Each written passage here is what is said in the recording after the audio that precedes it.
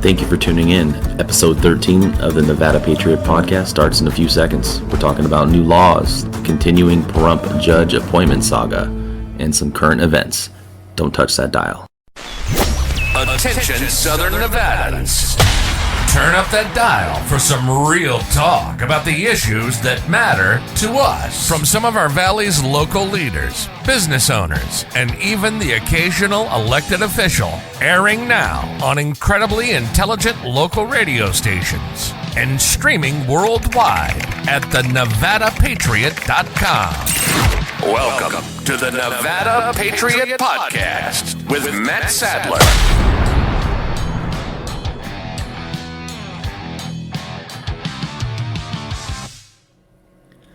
Thank you for stopping by for another episode of the Nevada Patriot Podcast with Matt Sadler. As usual, I'm your host, Matt Sadler. You're stuck with me again.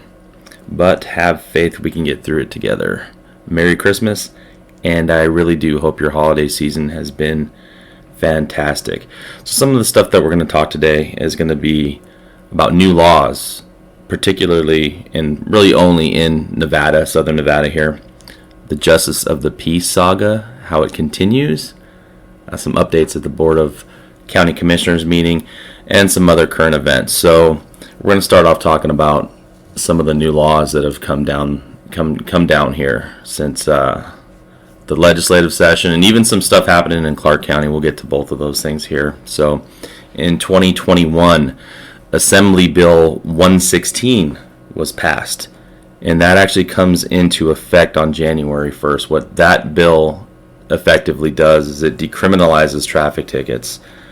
More importantly, in my interpretation, it decriminalizes criminal contempt.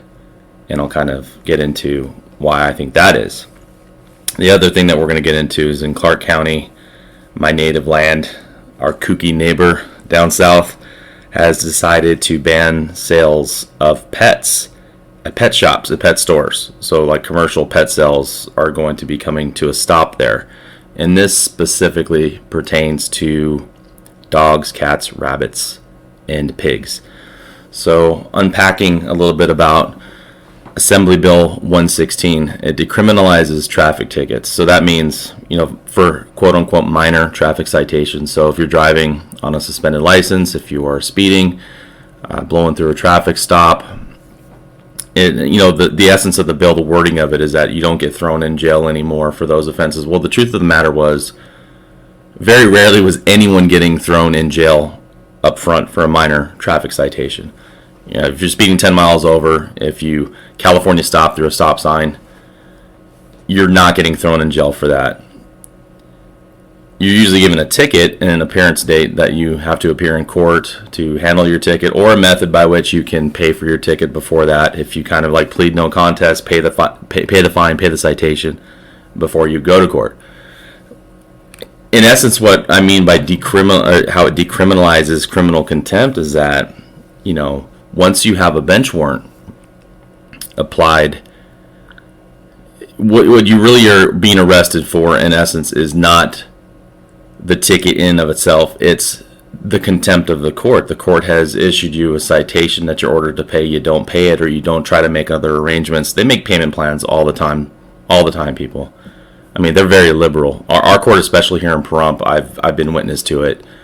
Chance after chance after chance you can get to keep a payment plan on your traffic tickets. And we're not talking about a major financial strain for most people, and I can say this with complete confidence without being arrogant. I've been week to week. I've been day to day. I've been without a job, with mouths to feed, with bills to pay, utilities, rent, mortgages, stuff like that. So I get it. It's $50 here and there every month, or whatever it might be. It's a huge burden, but it's something that you made your bed. You got to lie in it, so to speak. And I think what this bill can do is it's sending the wrong message to folks, because although the text of the bill, you're still responsible for those fines, for those fees, they can put you in collections. Well, I'm in the bail bonds business. I deal with folks all the time when they choose to stop paying on their bail bond premium. If I've offered them a payment plan, oftentimes the feeling is, Okay, well, I'm not going to pay. I don't know what to tell you. I'll shoot straight with you. I'm not going to pay the fine. Get in line behind my other bill collectors. I'll be one of probably 7 or 8 people trying to find my money from these folks, which oftentimes is a lost cause. And now, I know we don't have debtors' prisons. I don't advocate for people, if they owe $150 to the court, that they're going to be thrown in jail for weeks on end. But what are you going to do if someone has a suspended driver's license, keeps getting pulled over, the deputy or the officer gives them another warning or another citation, appear to court, and they're like, well, okay, thanks for the citation, not going to court on that date either. What do you do? They can just rack up all these fines. They can rack up all these fees that they're never going to pay. So we got to think about that.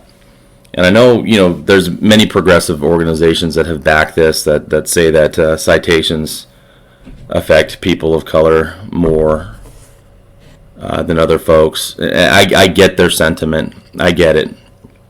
I mean, when I look at it, if you're economically disadvantaged, it doesn't matter if you're 30% Cherokee, Native American, Hispanic. None of that really should be part of the argument. I'm Hispanic, Caucasian. I've been, I guess, considered poor at times in my life. Had nothing to do with my makeup. Had nothing to do with my racial background. It's just circumstances. People can hit, hard times, and I get it. But I just think when you decriminalize that failure to abide by court rulings, procedures, that is what people are oftentimes thrown in jail for. It's contempt of court. And if you don't have that deterrent, I'm sorry to say, but it is going to increase the bad behavior. Expect car insurance to go up. Expect traffic accidents to multiply. Expect there to be more animosity, more anger and frustration on our roads here in Pahrump, and especially in places like Reno, Las Vegas, Henderson. They're already dealing with some major issues as far as traffic, growth, roads, just being saturated with drivers, oftentimes angry. Now add that to the mix, angry drivers who are racking up decriminalized traffic tickets. So I don't think that change is a net positive. I'd be curious to see what a lot of our listeners might think. So if you ever want to reach out to me through the site, there's a contact form at nevadapatriot.com. Let me know your thoughts on that. So another topic worth noting, like we kind of touched on before, was in Clark County. So this, Las Vegas area, Henderson, North Las Vegas. They have decided to ban the sales of pets in pet stores.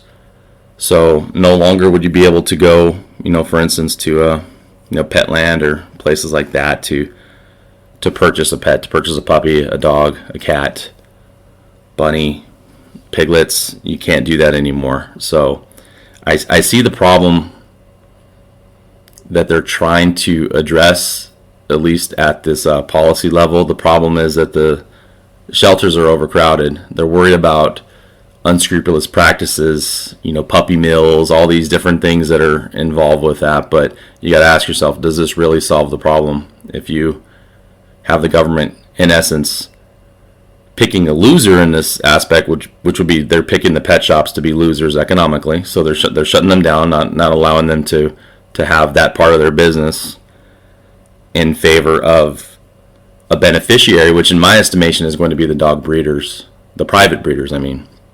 And you can point to an example here locally. We all know about the Nye County issue that we have with the plus or minus 300 dogs that were basically seized. Many of them have been euthanized. It was just a terrible situation all the way around. The animals were neglected, and these weren't animals that were getting shipped off to commercial pet stores in southern Nevada to be sold at pet shops. So the intention was going to be for private sales of these dogs. So that doesn't really solve the problem. Pet overcrowding at the shelters is this going to really ease that up? Is that going to actually have a huge impact on the overcrowding situation? I don't know that it will. And as far as folks that really are desiring a type of dog, whether it's a hypoallergenic dog or more of the boutique style dogs or just whatever dog they want, like our family, we have a unique circumstance where we have one of our children is extremely allergic to dogs. So the dog we have is kind of a hybrid, one of the doodles. Yeah, we're really bougie over here. So we've got a sheepadoodle. So that's an Old English sheepdog and a poodle. So the dog has a great temperament, very smart, very friendly, but also our child is no longer, sneezing, hacking up his lungs, being around an animal. He's a real dog lover, so it's a good fit for our family now. If we had to wait until we found a dog like this in a shelter, and I'm not saying a puppy, we're not going to find an 8-week-old, hybrid puppy like this that's going to suit our family needs at a shelter. Probably the odds of that would be astronomical. But even a more mature dog that's good for my child's allergies, it would be hard. So that desire for many people to have a dog or a pet or a cat or whatever kind of animal they're looking for to fit their specific needs, they're still going to go about the route of going quite likely to a private dog breeder to get the dog that they want or the dog that they need for their family. So I don't know that this is going to solve that.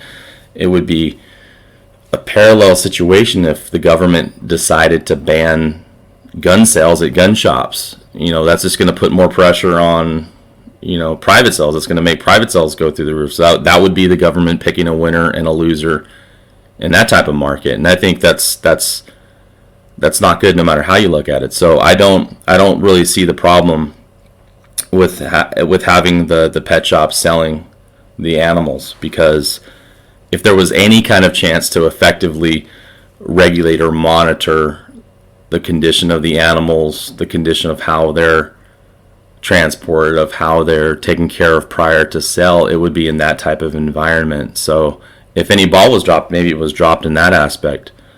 But oftentimes I'm thinking these types of swift policy changes, law changes, regulation changes are done out of political expediency and in a broader sense virtue signaling, because for whatever reason for years pet shops have kind of been the subject of that kind of ire, so they haven't really been looked at in a positive light through a lot of these progressive organizations. A lot of the media has kind of cast them in that kind of negative light. So kind of like they did with bail bonds and payday loan companies. I don't know if you folks know this, but years back, Google, Facebook, they banned the advertisement of companies like bail bonds agencies, payday loan companies from being able to advertise on their platforms, which is not a big deal because I never really did it for my company. I mean, we were paying, some companies were paying $30 to $40 per click for a sponsored ad on Google, for instance. And that was a game I never wanted to play anyway. So the fact that Google was deciding to virtue signal by cutting payday loan companies, bail bonds agencies off of that type of advertising platform, they kind of did it at the expense of their own shareholders. So more power to them. So we're going to take a quick break and hear a community acknowledgement. So we'll see you back here in less than a minute. Why I'm Proud to Be an American by Devin Craddy. 158 years ago, our amazing 16th president, Abraham Lincoln, wrote a very powerful speech called the Gettysburg Address. In this speech, he told us we should honor the deceased by continuing to fight for what they died for during the Civil War, which allowed us peace and freedom in America, which is why I'm very passionate for our country. We will always fight for what we think is right. This message brought to you by Matt Sadler. And welcome back. See, I told you it'd be less than a minute, and we are back in less than a minute. That is the magic of radio. So now we're going on to some more information, some more news happening here locally. We'll start with some of that. So the saga is continuing with the appointment of the Justice of the Peace to replace the late Kent Jasperson. That was in August where he passed away. It is now, kind of deep into December, into the holiday season, and we still don't have an appointment. Interestingly, some candidates for consideration are coming through the pipeline that recently did not have success in the November general election. And the latest candidate that has thrown her hat in the ring is Michelle Fiore.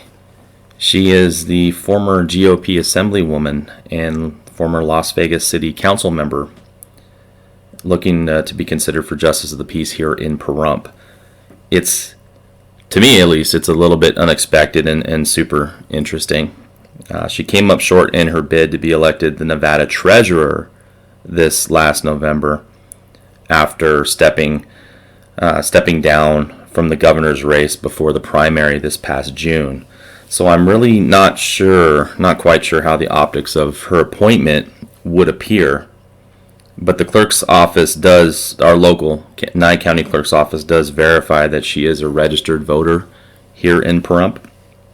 I don't really know her that well. I think I bumped into her a few times during the primary campaign trail when I was running out here. I'm not sure how it looks for the commissioners here to appoint, anyone who just recently lost in November. After kicking the can down the road since August, it just seems like after a litany of what I deemed and what many people around me deemed to be qualified candidates to get that more immediate appointment to fill that spot when we've needed it so badly, it's just, I don't think the optics look great. Maybe it's just me being crotchety, or maybe it's just a valid frustration that the Board of Commissioners has prolonged this since August. I don't know. Let me know what you think. Again, reach out to us on the site. I'd love to hear your input on that. Always down for a good debate, or having my mind changed if that's the case. And same thing with you, Michelle Fiore. If you ever wanted to reach out to the show, I'd certainly love to hear from you as well. I thought you were pretty pleasant. Had nice brief conversations with you. My wife had met you, said you were pretty cool. So, not saying you're not qualified to be the judge. Don't misconstrue it. It's just I'm just considering the optics of the decisions of the Board of County Commissioners out here on why they've been doing what they've been doing out here. So, and now on a national level, the big news lately has been the Merchant of Death prisoner swap with the WNBA basketball player Brittany Griner. So, say what you will about whether we should be negotiating in such a way. The fact of the matter is we've done things like this in the past. It's not that unusual for consideration to be made on an equitable basis to trade,